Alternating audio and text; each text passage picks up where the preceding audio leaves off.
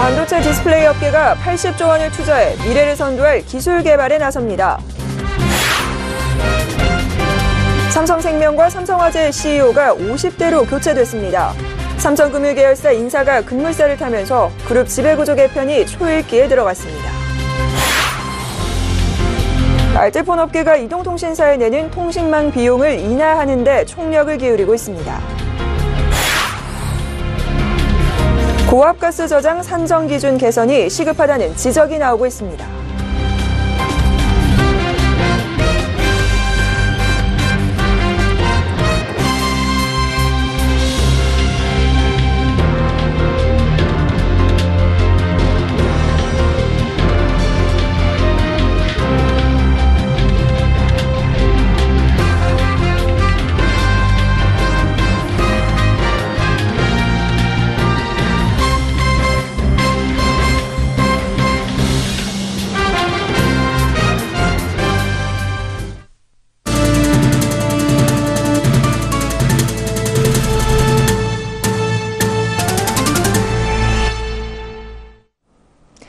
시청자 여러분 안녕하십니까? 센 경제 현장 김혜영입니다.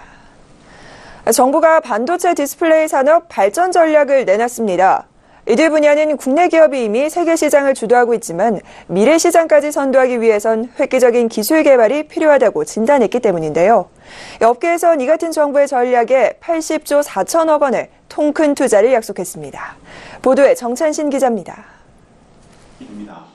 산업통상자원부는 오늘 서울 더플라자 호텔에서 반도체 디스플레이 산업 발전 전략을 발표하고 상생발전위원회 출범식을 개최했습니다. 정부는 국내 기업들이 글로벌 시장에서 반도체 디스플레이 산업을 선도하고 있지만 중국 등 경쟁국의 추격이 거세지면서 주력 제품인 메모리 반도체와 OLED 이후의 시장을 선도하기 위해 획기적인 기술 개발이 필요하다는 판단입니다. 반도체와 디스플레이는 4차 산업혁명 시대의 기반으로서 앞으로 지금보다 더 중요한 역할을 수행하게 될 것입니다. 앞으로도 세계에서 우위를 확보하고 경쟁국과의 격차도 지속적으로 유지할 수 있도록 기술 개발에 박차를 가해 주시기 바랍니다.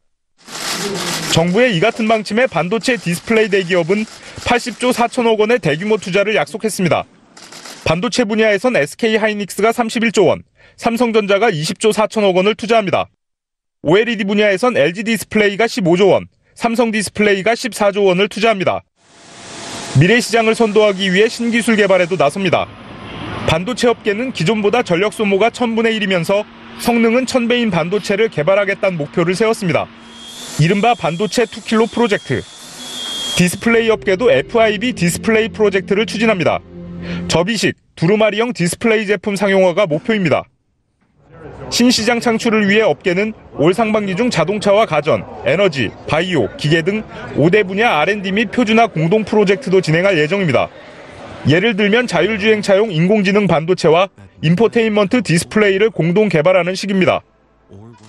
한편 이날 정부와 업계는 대중소기업 상생을 위해 기술 개발과 설비 확충 등 2조 원 규모의 대중소기업 상생 협력 프로그램도 진행하기로 했습니다. 서울경제TV 정창신입니다. 삼성그룹이 미뤄왔던 금융계열사 사장단 인사를 단행했습니다. 삼성생명과 삼성화재 모두 임기가 남은 CEO를 교체했는데요. 나머지 금융계열사들도 설 전까지는 인사가 마무리될 전망입니다. 지난 5일 집행유예를 풀려난 이재용 삼성전자 부회장의 그룹 재정비에 속도가 붙는 모습입니다. 정훈규 기자가 보도합니다. 삼성그룹 금융계열사인 삼성생명과 삼성화재 사장이 50대로 세대 교체됐습니다. 지난해 말 60대 CEO를 50대로 교체한 비금융 계열사들과 마찬가지로 60대 퇴진 룰을 지킨 겁니다. 삼성생명과 삼성화재는 오늘 오전 임원추천위원회를 열어 58세인 현성철 삼성화재 부사장과 55세인 최영무 삼성화재 부사장을 신임 사장으로 각각 내정했습니다. 63세인 김창수 삼성생명 사장과 62세인 안민수 삼성화재 사장의 임기는 2020년까지지만 후임에게 길을 터주기 위해 사의를 표명했습니다. 현성철 삼성생명 사장 내정자는 삼성 SDI 구매전략팀장과 마케팅 실장으로 근무한 이후 2011년 삼성카드 경영지원실장을 거쳐 삼성화재 전략영업본부장을 역임했습니다. 최영무 삼성화재 사장 내정자는 삼성화재 인사팀장과 전략영업본부장, 자동차보험 본부장을 지냈습니다. 내정자들은 다음 달 예정된 정기 주주총회를 거쳐 정식 부임합니다.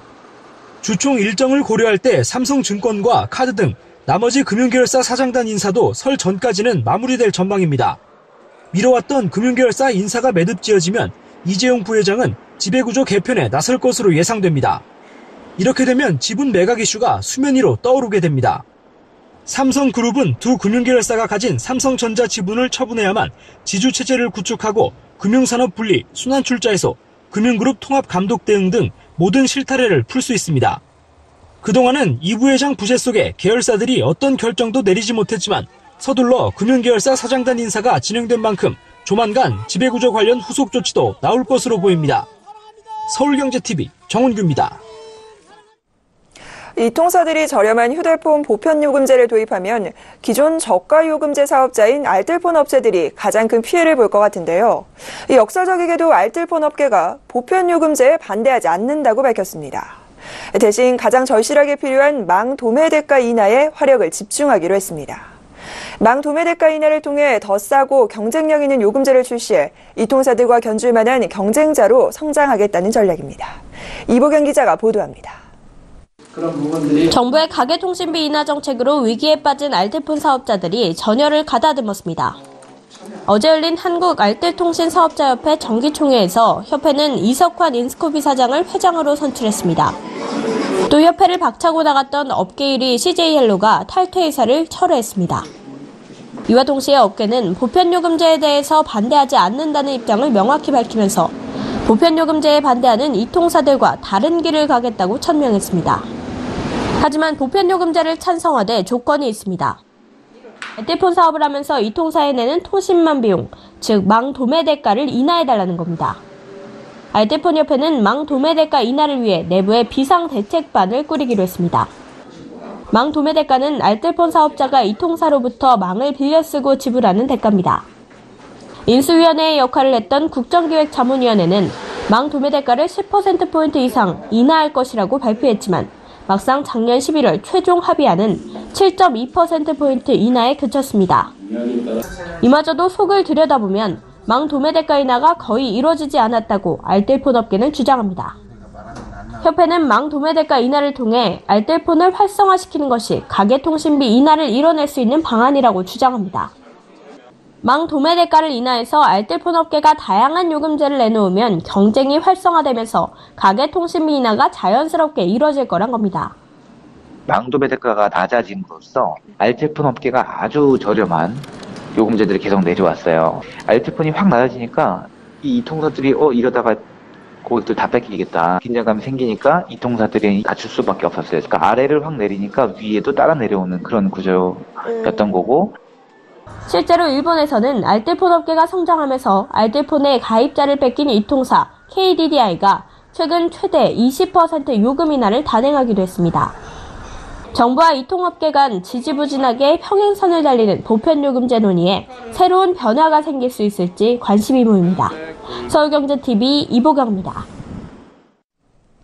반도체, 철강 등 산업 현장에서 필수로 사용되는 고압가스.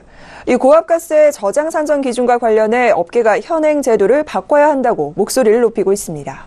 앵커 리포트입니다. 고압가스 업계가 저장 능력 산정 기준을 바꿔야 한다고 주장하고 있습니다. 고압가스 저장 능력 산정 기준에서 불연성, 비독성 가스 용기 합산 조항을 수정해달라는 겁니다. 산업용 고압가스는 뿌리기업 등 한 2,500개 업체가 사용하고 있습니다. 용접, 레이저 가공, 열 처리 등 제조 활동에 꼭 필요한 산업용 원료입니다. 저희 업계의 가장 큰 현안은 고압가스 산업 안전관리법 시행규칙을 통해 규제하고 있는 산업용 고압가스 저장 능력 산정 기준의 개선입니다. 고압가스 안전관리법에 따르면 저장 탱크와 용기 사이의 거리가 30m 이하인 경우 저장 탱크와 용기를 합산한 무게가 5톤을 넘으면 지자체의 허가를 받아야 합니다. 현재 대부분의 업체는 사용 허가를 받지 않고 쓸 수 있는 4.9톤 규모의 저장 탱크를 쓰고 있습니다. 여기에 다른 가스를 초저온 용기 또는 고압 용기를 통해 공급하는데 이때 합산 규모가 5톤을 넘게 되면 불법인 겁니다. 그러나 업계는 용기와 탱크를 합산하는 것인 줄 몰랐고 산업부에서 제대로 된 권고나 정책 홍보가 없었다고 하소연합니다. 최근 가스 공급업체 간 경쟁으로 고발이 이어지자 산업부가 부랴부랴 단속에 나섰다는 겁니다. 20년 전서부터 홍보했다면 그 탱크를 지금 아마 1000기 정도를 지금 샀는데 그거 어떤 사람이 불법을 하면서 그걸 샀겠어요. 그런 부분은 뭐냐면 정부에서 문제가 있다. 사전에 이런 부분 하면 안 된다고 했으면 그 사전에 그 탱크를 이렇게 사지는 않았을 겁니다. 그러면은 거진 500억 정도 들어가는 그런 상황이 되는데 당장 범법자로 내몰릴 상황에 놓인 겁니다. 그렇다면 지자체의 허가를 받고 사용하는 방법은 없을까? 허가를 받으려면 이격거리 및 부지를 확보해야 하고 안전관리자를 선임해야 하는 등의 조건이 있습니다. 그러나 구인난에 시달리는 중소업체가 안전관리자를 선임하는 게 쉽지 않을 뿐더러 경제적, 행정적 사항들의 부담이 커 허가 기준을 달성하기가 어려운 현실입니다. 또 LPG 역차별 규제도 문제라고 비난합니다. 고압가스보다 위험성이 높은 LPG는 저장 탱크만 5톤 기준이 적용되고 용기의 합산은 제외되기 때문입니다. 중소기업들의 현실을 반영해 법의 모순점을 개선하는 규제의 합리화 노력이 필요한 상황입니다. 서울경제TV 김혜영입니다.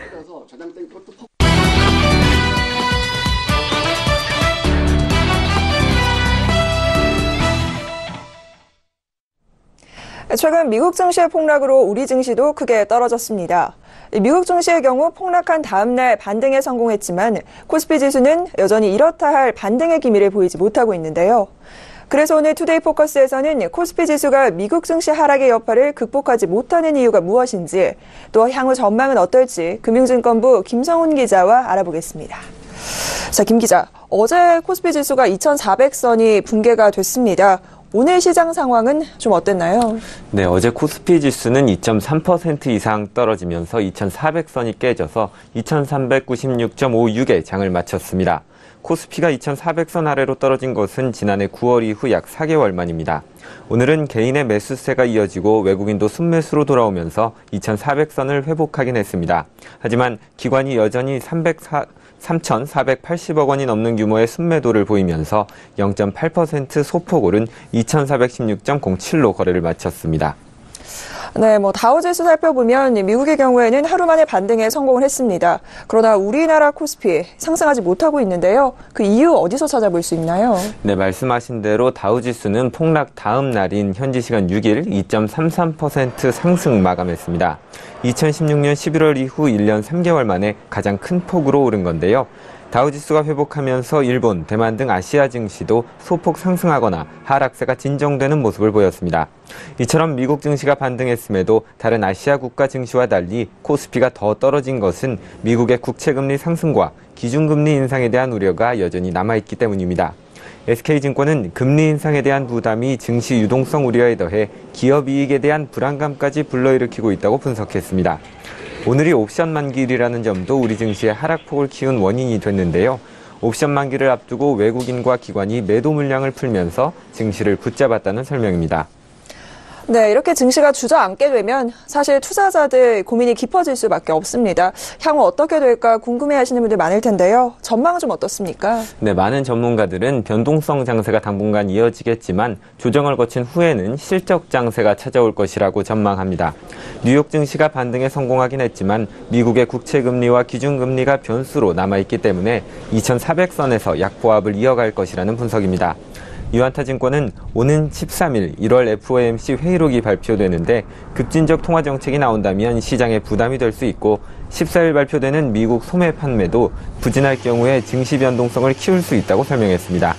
메리츠종금증권은 미국 실질금리 안정과 연준의 정책 불확실성이 완화되는 2월 말, 늦으면 3월 말 FOMC 회의 때까지 변동성 장세가 이어질 것이라고 예측했습니다. 하지만 과거 글로벌 주가 수익률 동조화 추이를 살펴볼 때 글로벌 지수의 추가 하락 가능성은 크지 않다는 것이 투자업계의 중론입니다. 지수 자체는 저점 수준까지 내려왔기 때문에 불확실성이 해소되면 실적 장세가 나타나면서 시장이 반등할 수 있다는 건데요. 전문가들은 신중히 분할 매수에 나선다면 저가 매수 타이밍이 될 수 있다고 조언합니다. 네, 더 큰 하락장의 전조는 아니다, 이런 분석인 것 같은데요. 지금이 저가 매수의 기회라면 어떤 종목 눈여겨보면 좋을까요? 네, 투자업계 전문가들은 주가 하락이 동반되고는 있지만 실적이 향상되고 있는 종목에 주목해야 한다고 말합니다. SK증권은 현재는 유동성의 영향력이 크지만 앞으로는 실적이 미치는 파급력이 더 커질 것이라고 전망했습니다. 하나금융투자도 변동성 위협에서 벗어나는 과정에서 실적이 개선되면서도 저평가된 업종인 화학, 금융에 관심이 집중된다고 분석했습니다. 금융정보업체 YGFN에 따르면 1분기 영업이익 추정치가 한 달 전보다 상승한 업종은 조선, 헬스케어, 은행, 화학, 자본재 등입니다. 조선업종의 경우 한 달 전보다 1분기 영업이익 추정치가 약 37% 늘었고 헬스케어 종목도 4.6%가량 늘어났습니다. 주가 수익 비율인 PER 기준 저평가 상위 10개 종목 중 5개를 차지하고 있는 건설 부동산 관련주도 증시 반등으로 주가가 오를 가능성이 큰 종목으로 꼽힙니다. 키움증권은 설 연휴 전까지는 변동성 장세가 지속될 가능성이 높다며 하락폭이 컸던 우량주에 대한 저가 매수 전략이 유효할 것이라고 조언했습니다. 네, 2400선 붕괴 이후 약보합을 보이고 있는 코스피 지수의 전망과 현재 상황에 관해서 김성훈 기자와 짚어봤습니다. 오늘 말씀 고맙습니다. 감사합니다.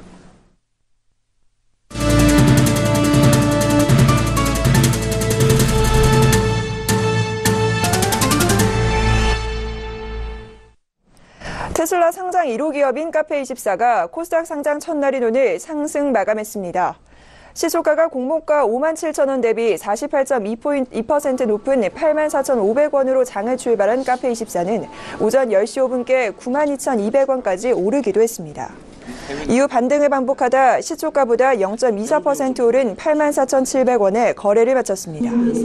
지난 1999년 설립된 카페24는 온라인 쇼핑몰 구축과 운영에 필요한 서비스를 제공하는 전자상거래 종합솔루션 기업입니다. 전자상거래 시장이 커질수록 매출도 늘어나는 수익 구조를 인정받아 적자 기업의 코스닥 상장을 지원하는 테슬라 요건 상장 1호 기업이 됐습니다. 카페24의 올해 연결 기준 매출액은 지난해보다 32.8% 오른 1,824억 원, 영업이익은 237.7% 오른 260억 원을 기록할 것으로 전망됩니다. 국내 생명손해보험사들이 금리 상승으로 지난해 7조 8천억 원의 순이익을 올린 것으로 집계됐습니다. 이는 2016년에 비해 33% 늘어난 규모입니다. 보험사별로는 생명보험사의 순이익이 63.4% 증가한 3조 9,543억 원에 달했고 손해보험사 순이익이 11.8% 늘어난 3조 8,780억 원을 기록했습니다. 금융감독원은 생보사의 경우 주가 금리 상승으로 준비금 적립 부담이 줄어든 데다 배당 이자 수익이 늘어 순이익이 증가했다고 설명했습니다. 손보사들 역시 금리 상승으로 투자 수익이 증가했고 자동차 보험 손해율이 2.1% 낮아진 것도 순이익 증가에 영향을 미쳤다는 금감원의 분석입니다. 금감원은 보험사 순이익이 큰 폭으로 늘었지만 주로 준비금 적립 부담 완화와 자동차 보험 제도 개선 등 외부 요인에 따른 것이라며 강화되는 자본 규제에 대비해 내부 유보를 늘리고 장기 수익성을 높여야 한다고 지적했습니다. 대우건설의 대규모 해외 손실이 드러나면서 호반건설이 대우건설 인수를 공식 철회했습니다. 대우건설 매각우선 협상 대상자로 선정된 호반건설은 더 이상 대우건설 인수를 추진하지 않기로 최종 결정했으며 이날 오전 산업은행에 인수 절차 중단 의사를 전달했다고 밝혔습니다. 호반건설의 인수 포기 결정에는 전날 대우건설의 연간 실적 발표에서 드러나지 않았던 4분기 대규모 해외 손실이 결정적으로 작용했습니다. 대우건설은 올해 초 모로코사피 복합화력발전소 현장에서 장기 주문 제작한 기자재에 문제가 생긴 것을 발견하고 재제작에 들어가며 작년 4분기 실적에 3천억 원의 잠재 손실을 반영했습니다. 호반건설 M&A 관계자는 내부적으로도 통제가 불가능한 해외 산업의 우발 손실 등 최근 발생한 일련의 문제들을 접하며 과연 우리 회사가 대우건설의 현재와 미래의 위험 요소를 감당할 수 있겠는가에 대해 고민해왔다고 밝혔습니다. 문재인 대통령은 오는 10일 김정은 북한노동당 위원장의 여동생인 김여정 노동당 중앙위원회 제2일부 부장을 포함한 북한 고위급 대표단을 접견하고 오찬을 함께할 예정입니다. 일각에서는 이날 오찬회동에서 김여정이 문 대통령에게 김정은 위원장의 친서를 전달할 가능성도 제기되고 있습니다. 김영남 최고인민위원회 상임위원장을 단장으로 김여정 제1일부 부장, 최희 국가체육지도위원장, 리선조 조국 평화통일위원장 등으로 꾸려진 북한 고위급 대표단은 사흘 일정으로 오는 9일 전용기를 이용해 인천국제공항으로 방남할 계획입니다. 북한 대표단은 9일 열리는 평창 동계올림픽 개막식에도 참석합니다. 르노 삼성 자동차의 QM6 생산 대수가 10만 대를 돌파했습니다. 부산 공장에서 조립하는 중형 SUV QM6는 르노 삼성의 주력 모델입니다. QM6의 수출명인 꼴레오스는 2016년 5월, 내수 차량 QM6는 같은 해 8월부터 생산을 시작해 양산 21개월 만에 10만 대 생산 고지를 밟았습니다. 10만 대 생산까지 25개월이 걸린 중형 세단 SM6보다 4개월 더 빠른 수치입니다. 코스닥 지수가 최근 급락 충격을 딛고 8거래일 만에 반등했습니다. 코스닥은 오늘 3.85% 오른 861.94로 거래를 마쳤고 장중에는 4% 넘게 급등해 사이드카가 발동되기도 했습니다. 기관과 외국인이 각각 624억 원, 49억 원어치를 순매수하며 지수를 견인했습니다. 한국은행에 따르면 작년 1에서 3분기 고용 탄성치는 10만 8천 명으로 2011년에서 2016년 평균을 밑돌았습니다. 고용 탄성치가 떨어졌다는 것은 경제가 성장해도 취업자가 증가하지 못했음을 의미합니다. 한국은행은 고용 창출력 저하의 원인으로 서비스업 부진을 꼽았습니다. 과기정통부 조사 결과 지난해 기준 우리나라 청소년 중 30% 이상, 유아동의 19% 이상이 스마트폰 과의존 위험군에 해당한다는 조사 결과가 나왔습니다. 특히 유아동의 과의존 비율이 빠르게 늘고 있으며 과의존과 관련이 높은 콘텐츠의 종류로는 스포츠 베팅과 게임 등이 꼽혔습니다. 한국은행에 따르면 2016년 부동산 위험 노출액은 전년도보다 32%포인트 높아졌고 비은행 기관의 개인 사업자 대출은 42% 이상 늘어난 것으로 나타났습니다. 한국은행은 부동산과 자영업자 등의 부실이 쏠리게 되면 금융기관의 건전성을 위협하는 뇌관이 될 수 있다고 우려했습니다.